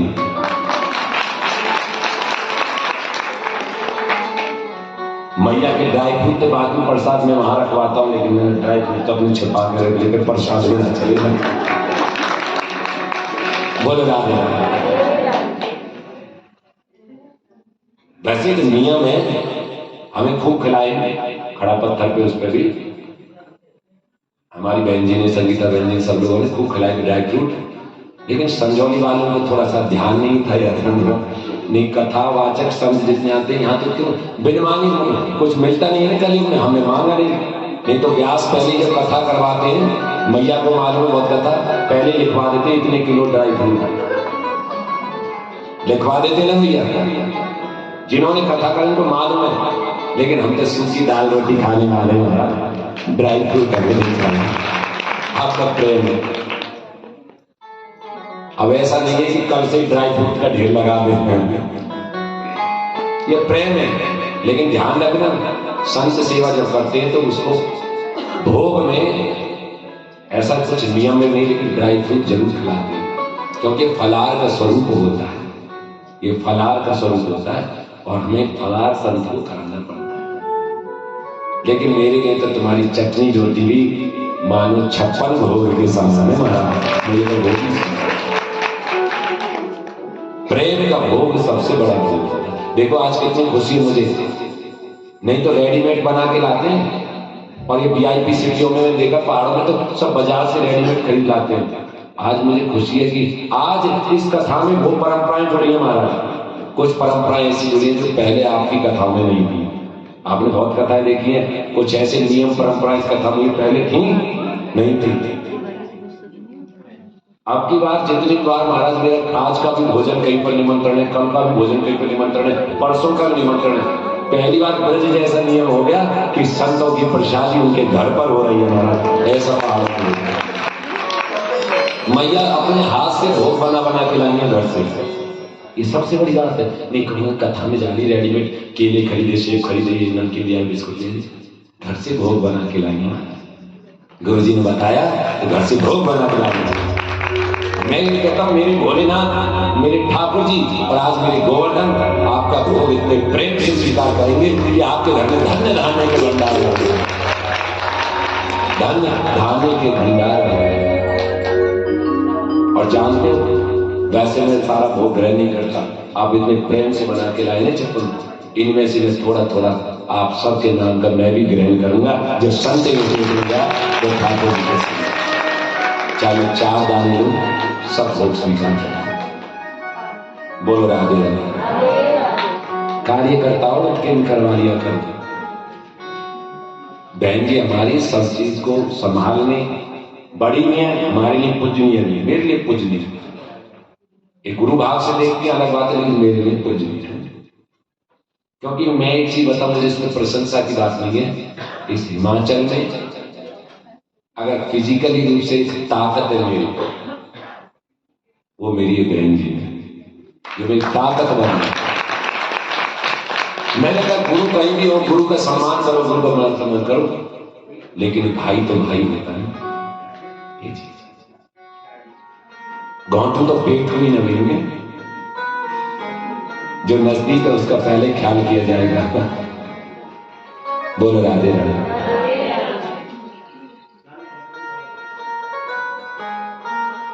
महाराज अब कथा को विराम की ओर लाते हुए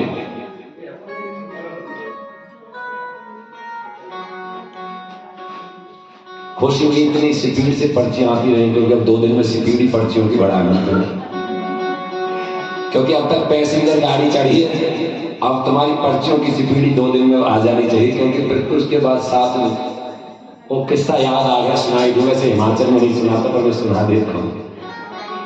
हरियाणा का एक गांव है दीघौर। ये हिमाचल में मैंने किस्सा कभी नहीं सुनाया, पर यहाँ सुना देता हूँ, शायद सुनाया भी हो, कुसुम महंगी मालूम, खड़ा पत्थर सुनाया हो तो फिर देख ली। हरियाणा के एक बहुत बड़ा गांव है दीघौर, वहां दाऊ जी का मंदिर है, और वहां दाऊ जी के मंदिर पे कथा हो रही थी। ऐसे ही मैं गया था सामूहिक रूप से, वहां के सरपंच ने कहा गुरु जी आप बैठो और कथा करो। 4 दिन हो गए, आप तो बड़े सौभाग्यशाली महाराज, आप तो इतने अच्छे भगत हो जिन्होंने पहले दिन में बड़े दान से रिकॉर्ड तोड़ दिया महाराज, आप तो इतने अच्छे भगत हो। अब पता नहीं ऐसी ठाकुर जी कृपा भी तो मेरी मैया मिसिस चमेल जाते जाते और कितनी जान जाए महाराज, बोले राधे राधे। लेकिन मैं वहां दीघौर की घटना सुना रहा हूं। 4 दिन हो गए, 5 दिन वहां लोग कथा सुनते आते, प्रसाद लेते और चले जाते। अच्छी बात है, चलो कोई बात नहीं, जैसी प्रभु की मर्जी। हमें एक दिन पसीना आ, 5वां दिन था, मैं से रुमाल से पसीना सोच रहे थे। एक मैया आती थी वहां पे, ऐसी बड़ी बड़ी मैया, जैसे हमारी मैया वो जज साहब की मां, इतनी बड़ी बड़ी मैया आती थी, उसका ऑपरेशन हुआ पड़ा था, बेड मान के आती थी, लेकिन नाचती भी थी और मां। तो जब हमने एक दिन रुमाल से पसीना पहुंच रहे थे तो मैया बाद में मेरे से मिलने के लिए आई, बोली महाराज आज आप रो रहे थे ना?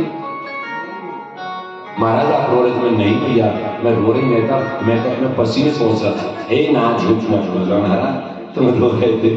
हमने कहा नहली तो दहला मार ही रहे थे, मैया कह रही है तो रो रहे थे। हाँ मैंने बोली रोए मत महाराज। मैं क्यों? कहीं गांव चेत है पर थोड़ा लेट चेत चले, मतलब ये गांव जागता है पर थोड़ा लेट जागता है। अब हमने नहली देव मारी, मैं मैया 5 दिन तो बीती और कब जा मैंने कि ऐसा 7 दिन में जाग तो ठीक है, नहीं फिर सोए ही रहेंगी जो, तो 7 दिन में ना जागो तो सोए ही रहेंगी। तो मेरे कहने का भाव यह है, जिन्हें जागना 2 दिन में जाग जाना, नहीं तो सोते रहना। बोले राधे राधे। श्रीमती रजनी शूरी, इन्होंने भी 2100 रुपया 2100 रुपया इस भागवत कथा में दान समर्पित किया। इनके लिए जोरदार तालियां। दौड़ ठाकुर जी के आशीर्वाद के लिए।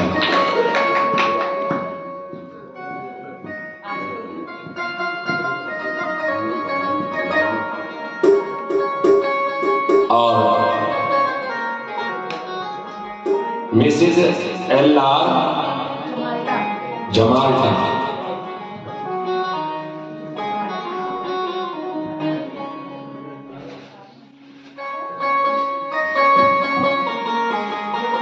जोरदार तालियां मिसेज सुरी के लिए। LR जमाल्टा, इन्होंने भी 2100 रुपया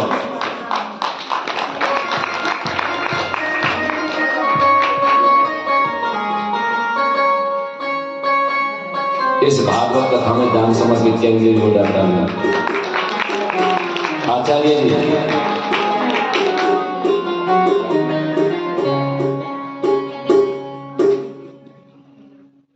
बोल गोविंद भगवान की। गुप्त दान है,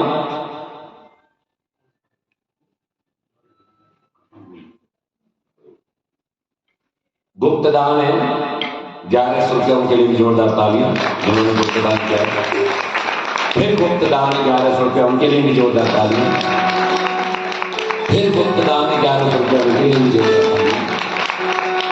फिर गुप्त दान 502 रुपया, उनके लिए भी जोरदार तालियां। जिन भी गुप्त दान दाताओं ने अपनी पवित्र नेक कमाई से और जितने भी मेरी माताओं ने, मेरी माँ बहन बैठे हैं, जिन्होंने भी अपनी पवित्र नेक कमाई से दान समर्पित किया है, मेरा दिल से, मेरी व्यासपीठ से आशीर्वाद है, दूधो नहाओ, दूधो फलो, परमात्मा का कल्याण करें, आप दिन दोगुनी रात चौगुनी उन्नति करें, ठाकुर जी की कृपा आप हमेशा।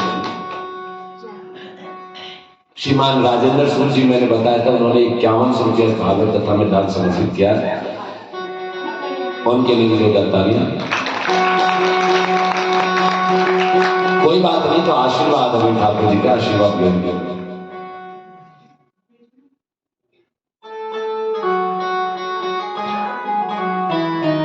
बोल गोविंद भगवान की। उनका कहना है कि बस जो हो गया सो हो गया। हाँ, अच्छी बात है, सब अच्छी बात। ये तो केवल एक आशीर्वाद होता है, वरना ये केवल एक अपर्णा नहीं है हमारा। ऐसा कपड़ा तुम बाजार से 10 बार खरीद सकते हो, क्यों जी? ये अपर्णा नहीं है, लेकिन व्यासपीठ से मिला हुआ संत गुरुओं का आशीर्वाद और मेरे बांके बिहारी की कृपा है। इसको जब उतार कर आप अपने मंदिर में रख दोगे तो ये समझो कि प्रभु का आशीर्वाद तुम्हारे घर में रखा गया। वरना कौन सी ऐसी चीज है जिसे बाजार से नहीं खरीदा जा सकता? बोलो राधे राधे। भाई देखो, उधर देखने की बात ना, तुम्हारे मुंह में पानी आ रहा हो, फिर मेरे में भी आ जाए। 56 भोग के दर्शन करके हैं। अभी उधर मत देखो, इधर देखो, नहीं तुम भी उधर देखोगे, तुम्हारे मुंह में पानी, मेरे में पानी। हाँ हाँ हाँ, क्या माल बनाया है। प्रेम से बोलो राधे राधे। आइए अंतिम प्रसंग में प्रवेश करने से पहले एक छोटा सा प्रसंग, चीर हरण की लीला। ये चीर हरण की लीला क्या है? भगवान ने वृंदावन में आकर भी वत्सासुर का, अघासुर का, अनेक असुरों का अंत किया, ब्रह्मा का मान मर्दन किया। लोग कहते हैं कि भगवान ने गोपियों के वस्त्र चुराए। लोग कहते हैं भगवान ने गोपियों के वस्त्र चुराए। स्वाति तेरे को भी जो करना है कर दे। हाँ, बार बार पर्स तलाश कर रही है। ये मेरे शिष्य है, शिष्यों पर अधिकार होता है। शिष्यों से गुरु कह सकता है, गुरु जी की कथा। जो सोचा है, जैसा भी सोचा है, राशन पानी जो करना है सब उधार अनाउंस करा दे, कल ला के दे दीजिए। बोलो राधे राधे। क्यों जी? गुरु का शिष्य पर अधिकार होता है कि नहीं होता? पिता का पुत्री पर, बाप का मतलब जो कि गुरु का शिष्य पर अधिकार होता है। और गुरु के आदेश तो गुरु वाक्य परम वाक्य कि गुरु ने जो हमें सोचा है, जैसा आदेश किया। अभी फरीदाबाद में सेक्टर 64 में कथा हो रही थी, तो मेरे शिष्य हैं, मैंने बताया पवन जी जिनकी फैक्ट्री है, और उनकी धर्मपत्नी परिचित बने, तो उनको विदाई करनी थी। मेरे से पूछे, गुरु जी कितनी की विदाई करनी, कैसी करनी? मैंने कहा ये प्रश्न मुझसे क्यों पूछते, तुम्हें जो करना सो करिए। वो वस्त्र सबके लिए लेकर आए और कहा कि मुझे विदाई करनी है। तो वो सोच रही थी, मैंने उस अपने शिष्य का मन पढ़ लिया। मैंने अपने शिष्य का मन पढ़ा, मैंने कहा कुछ कर लो, देख लो, 21,000 से विदाई करो। वो छल पड़ी एकदम, गुरु जी मैं भी यही चाह रही थी, मैंने इतना ही सोच रखा था, बस मेरी तुमने मन की सुन ली, मेरी मन की डोर सुन ली। उनको डर था कि कहीं गुरु जी ज्यादा न बता दो। श्रीमान परिचय जो तो नहीं है, आज दर्शन है। श्रीमान अरविंद मेहता जी, इनके लिए जोरदार तालियां। इन मेहता जी की कई दिन से पुकार लग रही थी, आज ठाकुर जी बोले श्रीमान अरविंद मेहता, जोरदार तालियां। ये भी हमारे लिए उतनी प्रिय है जैसे हमें सोचता जी मिले, मनमोहन जी मिले, ऐसे अरविंद मेहता जी मिले। बाकी अभी पट्टा इनको बाकी रह गया। बोलो राधे राधे, जोरदार तालियां मेहता जी। तो बोली गुरु जी मैं भी इतनी सोच रही थी। मैंने कि हमने तुम्हारे पहले लेवल देख लियो, तार से तार मिलते हैं। तो जहां गुरु शिष्य का भाव होता है, वह मन अपने आप मिल जाता है। बोलो राधे राधे। कार्तिक मास में गोपियां स्नान करने जाती थी नदी में। लोग कहते हैं भगवान ने गोपियों के वस्त्र चुराए। अरे भगवान ने किसी के वस्त्र नहीं चुराए, ध्यान से सुन लो। ये जो गलत लोग हैं ना, जो अपनी नेगेटिविटी के लिए वो करते हैं ऐसी बात कि भगवान ने वस्त्र चुराए। भगवान नहीं वस्त्र, भगवान गोपियां जीवात्मा है और भगवान परमात्मा है, और परमात्मा ने जीवात्मा की अविद्या को चुराया, अज्ञानता को चुराया। परमात्मा ने जीवात्मा की अविद्या को, अज्ञानता को चुराया। क्यों? क्योंकि गोपियां जब कार्तिक मास में नदी में स्नान करने की जाती थी, वो नग्न स्नान करती थी, वस्त्रों को बाहर उतार जाती थी, नग्न स्नान करती थी। जबकि हमारी ऐसी शास्त्र मर्यादा है कि कभी नग्न स्नान बहते जल में नहीं करना चाहिए। किसी देव नदी में, तीर्थ में, कुंड में कभी नग्न होकर स्नान नहीं करना।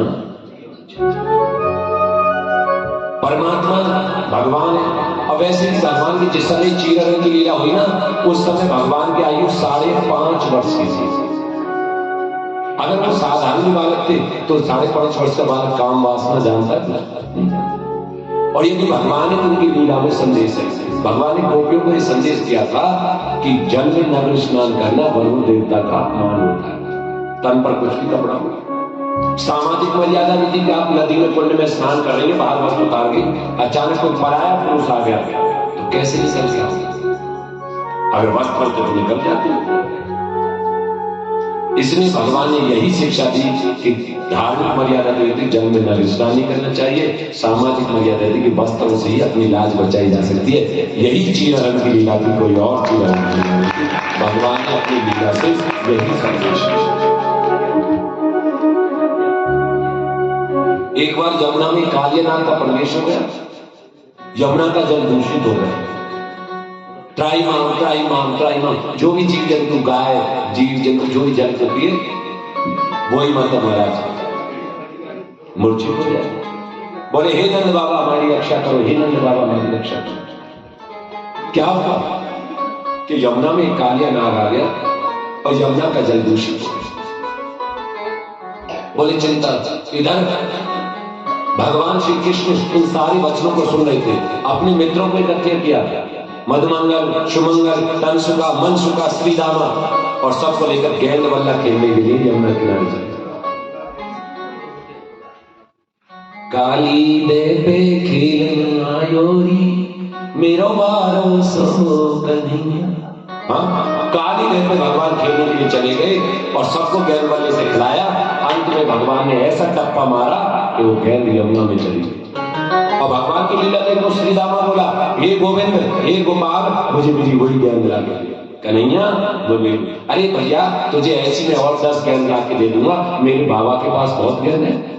नहीं, मुझे तो तोते भी प्यारी मेरी गेंद, मुझे तेरे से भी प्यारी। प्रसाद गड्ढ नहीं करना भाई, गड्ढ नहीं करना उसको, प्रसाद मिक्स नहीं करना है, गड्ढ नहीं करना। बता, मुझे तेरे से भी प्यारी मेरी गेंद, और वो जान से भी प्यारी मेरी गेंद। कन्हैया बोले अच्छा, हमसे भी प्यारी हमारी गेंद, हमसे भी प्यारी, तो ले आज तेरी गेंद ही ला के देंगे। और भगवान ने यमुना में छलांग लगाई। भगवान ने यमुना में छलांग लगाई, और यमुना में भगवान ने छलांग लगा दी। जैसे गोपगाल देखा तो दौड़े दौड़े यशोदा मैया मैया क्या भयो, कि भयो खा के तेरे लाला ने यमुना में छलांग लगा दी। मैया कस खाते गए तो पछाड़, मेरे लाल, मेरे कन्हैया, ये तूने क्या किया? तेरे बिन तेरी माँ रह नहीं पाएगी, तेरे बिन तेरी माँ मर जाएगी। छलांग लगा दिया मैया, रोती बिलखती तड़पती यमुना किनारे पर गई, लेकिन लाला को नहीं देखा तो पछाड़ छड़ पड़ी। यमुना में भगवान ने नाग देवियों ने देखा तो बोला तुम्हें देख के हमें बेटे कैसा भाव आया, आपको देखकर हमें बेटे कैसा भाव आया, तुम क्यों मरने के लिए चले आए? हमारा पति जा गया तो तुम मान। बोले देखो मैं यशोदा का लाल और बन के आया तुम्हारे पति का। ऐसा कहकर कालियानाग की मुझ पर लात मारी। कालियानाग फुफकार था कौन? कि मैं नंद का लाल तेरा था। भयंकर युद्ध हुआ, दे मुष्टिक प्रहार, दे मुष्टिक प्रहार। ऐसा प्रहार किया कि कालियानाग खून से लथपथ हो गया। वो समझ गया कि साधारण बालक नहीं, हाथ जोड़कर खड़ा हो गया कि हे प्रभु, आपकी माया को तो ब्रह्मा आदि ने समझा। प्रभु आपकी माया को तो ब्रह्मा आदि ने समझा, मेरी क्या कि जाओ, तुमने यमुना के जल को दूषित किया है, इसलिए इसको छोड़ के चले। आज मेरा बेटा बड़े प्रेम से कथा सुन रहा था। आज उसको कथा पीछे बैठकर सुननी पड़ रही।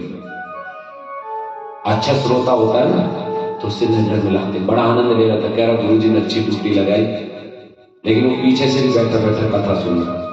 अब कितने देर से सुना तो उससे घर जाकर पूछना, नहीं तो उसके मार्क्स कटेंगे। मुंह बढ़ा दे रहा है प्रेम से बोल। तो महाराज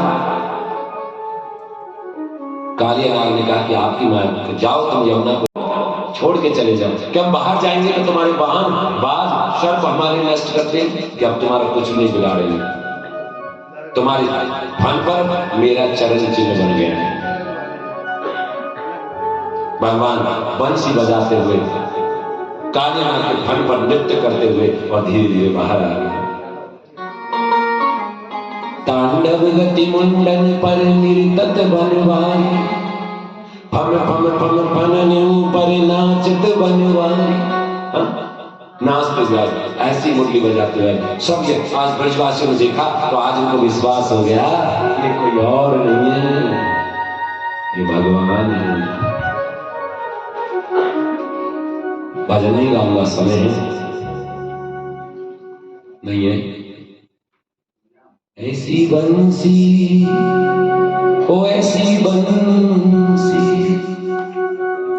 ऐसी बंसी बजाई शाम ने, मेरी सुध विसराई शाम ने। ओ ऐसी बंसी बजाई शाम ने, मेरी सुध विसराई शाम ने। ऐसी बंसी बजाई शाम ने, मेरी सुध विसराई शाम ने। ऐसी बंसी बजाई शाम ने, मेरी सुध विसराई शाम ने। ऐसी बंसी बजाई शाम ने, मेरी सुध विसराई शाम ने। होली में हुई दीवानी, होली में हुई मस्तानी, सभी में हुई दीवानी, सभी में हुई मस्तानी। होली में हुई दीवानी, होली में हुई मस्तानी। हुई में हुई दीवानी, हुई में हुई दीवानी। ऐसी बंसी बजाई शाम ने, मेरी सुध विसराई शाम ने। ऐसी बंसी बजाई शाम ने, मेरी सुध विसराई शाम ने। मेरी सुध विसराई शाम ने, मेरी सुध विसराई शाम ने। जय हो।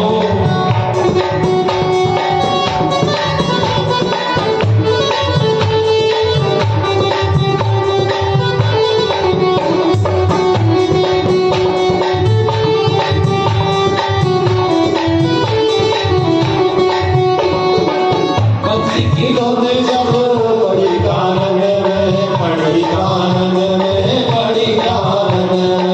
बंसी की धुन जब बड़ी कानन में, बड़ी कानन में, बड़ी कानन में। नींद न आए सखी मेरे नैनन में, नींद न आए सखी मेरे नैनन में। ओ मेरी निंदिया, ओ मेरी निंदिया उड़ाई शाम ने, मेरी सुध विसराई शाम ने। दिया उड़ाई शाम ने, मेरी सुध विसराई शाम ने। ऐसी बंसी बजाई शाम ने, मेरी सुध विसराई शाम ने। होली में हुई दीवानी, होली में हुई मस्तानी। सभी में हुई दीवानी, सभी में हुई मस्तानी। होली में हुई दीवानी, होली में हुई मस्तानी। होली में हुई दीवानी, होली में हुई मस्तानी। होली में हुई दीवानी, होली में मस्तानी। ऐसी बंसी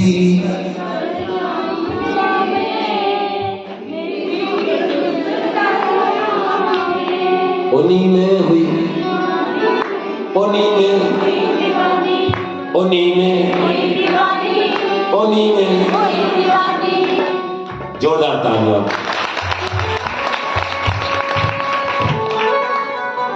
अच्छा लग रहा? जितना तुम नाची ना, तुम्हारा नाच कुछ नहीं था, जैसे मेरी मैया नाची थी। पूरा नाची झूम झूम के, हाँ खूब नाची। और महाराज तुम वहां बैठे, मेरी मैया वहां भी नाच रही बैठी है, लेकिन बैठे बैठे उमंग। और भैया बेटा की कथा में मां ना नाची तो फिर क्या फायदा, हाँ?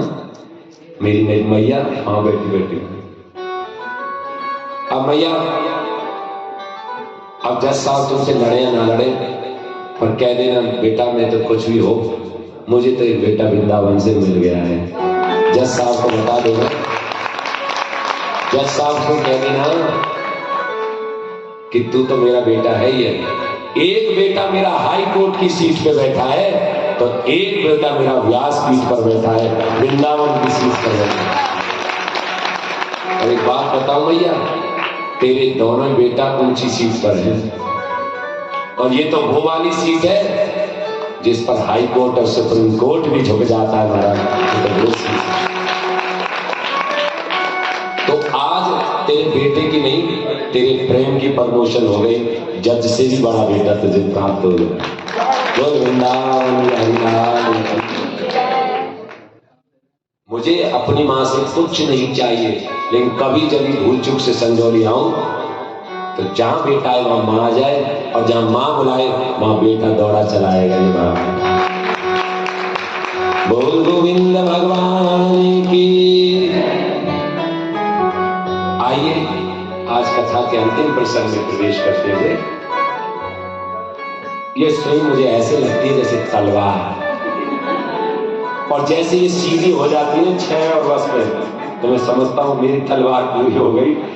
अब कहती है ये सुई क्या विराम दे दे कथा को, तो विराम ही दे रहा हूं। अंतिम प्रसंग गोवर्धन पूजा, उससे पहले कल के लिए सूचना सुन लो। वैसे तो हर दिन की कथा बहुत सुंदर होती है, सर्वश्रेष्ठ होती है, और कथा तो भागवत की भगवान की कभी बेकार हो ही नहीं सकती, हाँ? लेकिन सबसे अच्छी कथा यह है कि कल की कथा मेरे लिए बड़ी प्रिय होती है। और कल शुरू से आना, क्योंकि बाद में आओगे तो आपसे भगवान का रास निकल जाएगा। कल कथा के प्रारंभ में भगवान का महारास होगा। रास रचो है यमुना किनारे हरि रास रचो। तो कल रास की कथा होगी, भगवान रास रचाएंगे। राधा नाचे कृष्ण नाचे, नाचे गोपी जन, और मन मेरो बन गयो सखीरी पावन वृंदावन। तो कल रास रचेगा। उसके बाद महाराज गोपियों का विरह होगा, और कल सबसे मार्मिक प्रसंग तो यह है, उस प्रसंग में आप अपने आंसुओं को नहीं रोक पाएंगे, क्योंकि कल भगवान सदा के लिए अपनी यशोदा मैया से बिछड़कर मथुरा को चले जाएंगे। मैया यशोदा रोती रह जाएगी, बिलखती रहेगी। उसके जीवन में 10 वर्ष के लिए कंस का वध करेंगे, सांदीपनि गुरु के आश्रम जाएंगे, सुदामा जी से मित्रता, गोपियों संवाद। ये तो प्रेम की बात है, उद्धव की तिरवस करने। कल भगवान द्वारिकाधीश बनेंगे, और कल मेरे गोविंद की शादी है, मेरे भगवान की शादी होगी। आज मेरी शाम की शादी है, आज मेरी शाम की शादी। कल धूमधाम से ठाकुर जी की बारात लाएंगे, और तुम सब बेटी वाले, तुम सब बेटी वाले और हम बेटा वाले। कल तुम्हारी छोरी लेने वृंदावन से आएंगे महाराज। अब तुम्हारी छोरी ठाकुर जी के धाम में ब्याह जाए तो अब तो पहाड़ में बहुत लड़की देंगे, कल वृंदावन में भेज के देखो महाराज। आम काम गुठलियों के दाम, ठाकुर जी के दर्शन हुआ करेंगे, और बिटिया भी ठाकुर जी के चरणों में। ऐसा नहीं महाराज, पहाड़ वाली अच्छी महाराज, ब्रज प्रेम की नगरी है। एक आध बिटिया को ब्रज मंडल में देखे तो देखो महाराज ठाकुर जी के। और अगर मेरा ऐसे वर्ग रहा, मेरा इस हिमाचल में प्रसाद रहा, तो मैं जरूर 2-4 बिटियाओं को ब्रज मंडल में ब्याह करा दूंगा, वृंदावन में ब्याह करा दूंगा। बोले राधे प्रेम से। हमारे वहां बहुत प्रेम है, सबका मिलना भेंटना सबका बड़ा आदर सत्कार। तो कल तो एक बेटी लेने आई रहे रुक्मणी मैया को, कल हम रुक्मणी मैया को लेकर आ रहे, कल बारात आएगी, और तुम्हारी बेटी की मेहंदी होगी। अच्छा, जिनको भी रुक्मणी मैया से प्रेम है और जिनको इस विवाह में शामिल होना है, आज रुक्मणी मैया की मेहंदी है, तो वो रात को अपने घर में मेहंदी जरूर लगा लेंगे। जैसे अपनी बेटी के विवाह की मेहंदी लगाते हैं, ऐसे अपनी रुक्मणी मैया के विवाह की मेहंदी लगानी। चाहे एक बिंदी लगाना, लेकिन मेहंदी सब लगाना जिन्हें प्रेम है। और कल नए वस्त्र पहन कर आए। वैसे तो तुम सब नए बन के आते हो, कथा में भी जो कपड़े दिखाना है नई टेक्निक उसको पहन के आते हैं। ये मैंने अभी नया सूट लिया है, अभी तक ये नया सूट लिया है ना, तो अभी तक किसी को दिखाया नहीं ये सूट, तो कथा में पहन के जाऊंगी तो सूट भी सब देख लेंगे। हाँ, इसलिए कल आपको सबको नए नए वस्त्र पहन के आना है, क्योंकि बारात में तो नहीं पहनते ना शादी में, और वो भी भगवान की शादी। और ज्वेलरी ना पहन के आना, और ज्वेलरी पहन के आ तो अच्छा वैसे यहाँ कोई दिक्कत नहीं है, यहाँ चोरी चकारी नहीं होता, हमारे वहाँ बहुत भीड़ भाड़ में। फिर भी आर्टिफिशियल पहने आना ना, उसमें मैचिंग की हो जाती। बोल राधे राधे फ्रेंड्स। और कल आओ मेरी सखियों मुझे मेहंदी लगा दो, मेहंदी लगा दो, मुझे ऐसी सजा दो, मुझे श्याम सुंदर की दुल्हन बना। अब फिर जयमाला होगी भगवान की, बाकायदा जयमाला होगी, पूरे रीति रिवाज से विवाह कराऊंगा। और फिर भामर पड़ेंगे, फिर मेरी पहली भामरिया अभी तो बेटी बाबुल की, मेरी पहली भामरिया अभी तो बेटी बाबुल की। आगे की भामर सुनाइए, नहीं तो ब्याज ही आ जाएगा। तो भामर पड़ेंगी। और कल कथा के लास्ट में विराम में रुक्मणी मैया का कन्यादान हो। कहते हैं कि जिसकी बेटी बेटा विवाह योग्य हैं, अगर वो ठाकुर जी ठाकुरानी का बड़े भाव से हल्दी लाकर अपने घर से थोड़ी थोड़ी हल्दी ले आना, जिसकी बेटी बेटा विवाह योग्य है वो हल्दी लाकर यदि रुक्मणी मैया के हाथ पीले करते हैं तो उनके घर में भी जल्दी शहनाई बजती है, उनके बेटी बेटा। तो कल रुक्मणी मैया का कन्यादान, और कन्यादान महादान है। मैं वैसे हर जगह इनकार करता हूं, मैंने हर कथा में इनकार किया कि कन्यादान में जैसे लोग सूट साड़ी गिफ्ट जो भी लाते हैं, लेकिन मैं हमेशा एक चीज कहता हूं, पहली बात तो लाओ मत। लेकिन बहुत से लोग मानते नहीं कि गुरु जी हमारा तो भाव है, क्योंकि दान वो होना चाहिए, मेरी जो सोच है अपनी, दान वो हो कि यदि वो मेरे घर में होता है, मेरी बेटी बेटा रिश्तेदार को बेटी को देना था तो मेरे घर में उसका काम आता। माय डियर डोंट माइंड, लोग ऐसी चीज का दान करते हैं जो किसी भी काम की नहीं है। या तो घर में वो बढ़िया रिश्तेदारी में लेन देन की चली आ रही थी, वो लेन देन की सप्लाई पूरी कर दी। यहाँ पे कई बार तो नोट भी ऐसे चढ़ा दिया जाता है जिसमें गांधी इधर भी और इधर भी। मैंने कहा महाराज एक गांधी भारी पड़ रहा था, दो गांधी एक नोट। पर ये भागवत है ना, जो कहीं नहीं चले वो यहां चल जाता, गुड़ी मुड़ी करके जयराम जी बीमार। तो मेरी व्यासपीठ से निवेदन है, कन्यादान महादान है। आप पे कोई वस्तु ना हो तो अपना बढ़ चढ़ के अपना आर्थिक रूप से दान करना, वो भी आपका दान उपयोग में आएगा।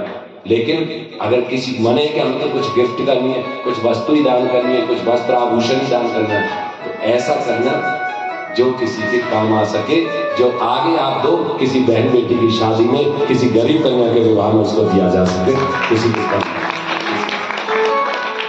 तो कल हम अपने जीवन में ठाकुर ठाकुरानी का कन्यादान करके अपने जीवन को सफल बनाएंगे, विवाह मंगल का आनंद लेंगे, सुंदर झांकियों का आनंद लेंगे। और जिनके बेटी बेटा विवाह योग्य हो, मैंने बताया वो हल्दी लेकर आए और हल्दी से हाथ पीला करेंगे, ताकि परमात्मा आपका आशीर्वाद। विशेष रूप से जिनकी बिटिया की शादी होनी है वो श्रृंगार का सामान लेके आएंगे। आप जो भी गिफ्ट सामान लाते हैं उसके साथ साथ श्रृंगार का, यानी सिंदूर मान का, तो निश्चित तौर से सुहाग की चीज, तो उसका कल्याण होगा। बोल गोविंद भगवान की। आइए हम गोवर्धन पूजा में प्रवेश करते हैं। भगवान श्रीनाथ जी को गोवर्धन महाराज को लेकर आए, और एक दिवस की बात है कि सब ब्रजमंडल में नए नए पकवान बने थे, नए पकवान बने थे सब ब्रजमंडल में। और मैया यशोदा पकवान बना रही थी। भगवान ने पूछा मैया दूर दूर दूर, मैया बोली दूर, अरे मैया रोज तक तो हमें गोद में बिठाती थी, आज हमें दूर क्यों कर रही है? कि तो दिख रही मैं जय जय को बना रही हूँ। अब भगवान सोचे सारी जगत की जय जय तो मैं हूँ, मेरे से बड़ी कोई जय जय। बोले मैया जय जय कौन है? कि मोह पे इतना समय ना अपने बाबा से पूछ। बाबा के पास गए, बड़े बड़े यज्ञ की तैयारी। बाबा ये किसकी पूजा तैयार थी? कि हमारी इष्ट देवता। कौन इष्ट देवता? इंद्र। बाबा छोटा मुंह बड़ी बात, इंद्र के दर्शन किया आपने? नहीं। कि इंद्र के बादल मेघ बरसाते हैं। बाबा बिना कर्म के तो कुछ नहीं है। इंद्र के हमारे घर में रख जाएंगे, हम कर्म नहीं करेंगे। और अगर बादलों के वर्ष में कह रहे हैं कि बादल गोवर्धन पर्वत से टकराते हैं और तब बारिश होती है, तो पूजा करो तो गोवर्धन की करो, और ये लाला इंद्र कुपित हो जाएगा। कुछ बड़े बूढ़े बोले कि इंद्र कुपित नहीं होगा, इंद्र कुपित नहीं होगा। अरे इसकी बात मानो, उसने सदा रक्षा करी है। बोल बाला लाला क्या तेरो भगवान हमारा भोग स्वीकार करेगा, करेगो क्या हमारी रक्षा करेगो, क्या करेगो? तो सबने सोचा कि चलो फिर तो यही बात माने, गोवर्धन पूजा तैयार करें। कुरचने हैं खीर मोनी, खीर सावर खुरमी, खीर खजला जलेबी कलाकंद बालूशाही, मौन थाल मेवा वाटी मठरी में शूरपात, पेड़ा रसगुल्ला संग रबड़ी सुहाई है, भुजिया नमकीन से गाठिया सकल पारे, और भुजिया समोसा पापड़ पकौड़ी बनाई है। सारे आइटम बोल गए। मधुप श्याम नंद बाबा यशोदा सब सामग्री लेकर के गिरिराज आज भोग में सजाइए। बोल गिरिराज महाराज की जय, श्रीनाथ भगवान की जय, बोल वृंदावन बिहारी लाल की जय। और सब गोवर्धन की पूजा की तैयारी करने लगे। सबसे पहले आज के मुख्य जजमान श्रीमती संगीता पेटा, और जो है पूजा की दूसरी सहायक जजमान श्रीमती भीमा देवी जी वो आए।